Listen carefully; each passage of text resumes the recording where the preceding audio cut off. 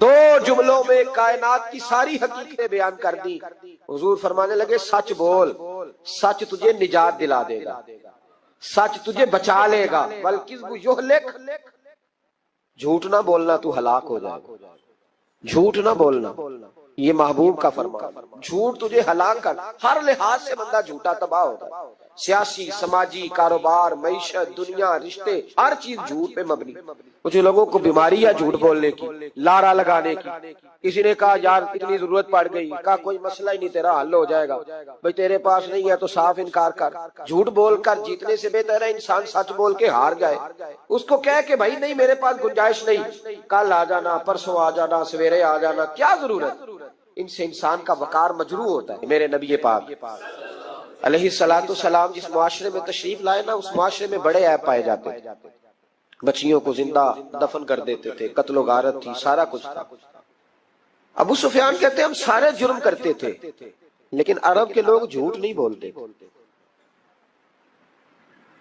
عرب کے لوگ یہ ذرا غور کرنا، انفرادی بات عرض کرنا.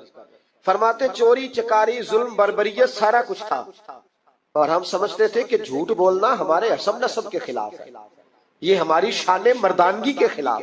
ہم کہا کرتے تھے کمزور لوگ جھوٹ بولتے ہیں، بزدل لوگ جھوٹ بولتے ہیں.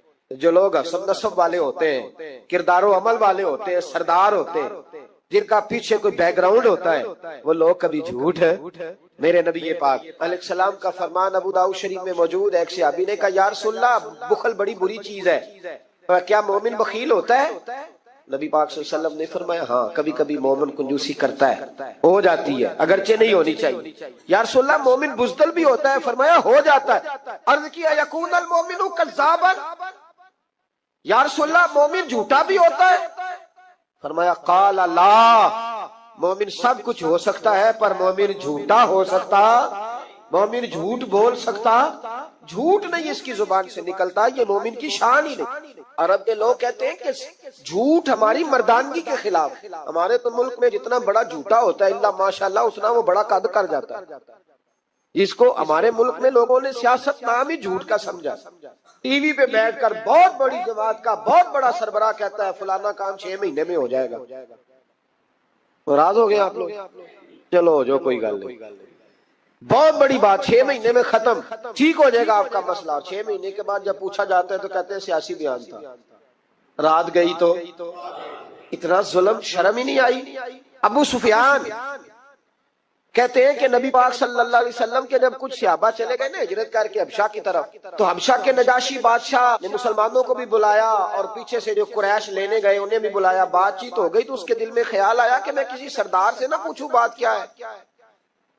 ابو سفیان کہتے ہیں میں تجارت کی غرض سے حبشہ گیا ہوا تھا، تو نجاشی بادشاہ کے کچھ لوگ آئے اور مجھے لے گئے. کہنے لگے بادشاہ بلاتا ہے. کہتے میں سردار تھا. بادشاہ نے جب بلایا تو اس نے نبی پاک علیہ السلام کے بارے میں مجھ سے سوال و جواب شروع کیے. تو میں نے وہ رٹی رٹائی گردان جو سارے پڑھا کرتے تھے وہ میں نے پڑھ دی کہ معاذ اللہ جادوگر ہے، ساحر ہے، کاہن ہے، لڑائیاں کرا دی، نیا مذہب لے آئے. معاذ اللہ وہ جو گردان عرب کے لوگوں نے، ابو جال نے، ابو لہب نے رٹی ہوئی تھی میں نے سنا دی. کہتے اس نے ایک سوال پوچھا. اس نے کہا چل ابو سفیان جو تو کہتا ہے ٹھیک ہی کہتا ہوگا معاذ اللہ، لیکن یہ بتا کہ کیا کبھی انہوں نے جھوٹ بھی بولا ہے؟ کیا انہوں نے کبھی، بہت بڑی بات ہے اس کو سمجھنا. تو ابو سفیان کہتے ہیں کہ میرے دل میں 1 منٹ کے لیے خیال آیا کہ میں جھوٹ بول دوں، کہہ دوں کہ وہ بولتے ہیں معاذ اللہ جھوٹ. لیکن پھر میرے اندر سے آواز آئی کہ تو قبیلے کا سردار ہے، اور جو مردانگی والے لوگ ہوتے ہیں ان کی زبانوں سے کچے جملے نہیں نکلتے، وہ جھوٹ نہیں بولتے. جو کسی منصب پر فائز لوگ ہوتے ہیں وہ ایسے ہی ان کی زبان ہر وقت چسکے کے لیے تھوڑا یہاں جھوٹ تھوڑا وہاں جھوٹ نہیں پھینکتی. وہ لوگ جھوٹے نہیں ہوتے. تو سردار ہے، تو چودھری ہے، تو سربراہ ہے، تو اہل ہے، تو منصب والا ہے، جھوٹ بولے گا؟